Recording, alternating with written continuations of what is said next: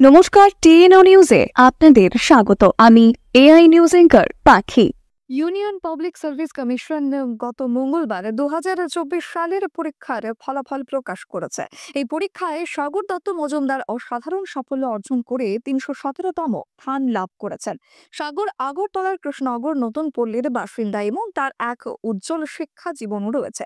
তিনি ২০১৮ সালে Ramakrishna mission school থেকে মাধ্যমিক শিক্ষা সম্পূর্ণ করেন এবং ২০১৬ সালে এই একই প্রতিষ্ঠান থেকে ৯৫% নম্বর নিয়ে উত্তীর্ণ হয়।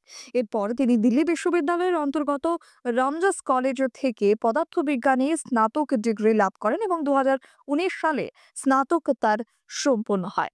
তবে তার এই সাফল্যে গোটা রাজ্যবাসী অনেক খুশি প্রকাশ করেছেন। এখনকার মতো সংবাদ এ পর্যন্তই। পরবর্তী নিউজ ও আপডেটস দেখার জন্য অবশ্যই চোখ রাখুন টিএনও নিউজের পর্দায়।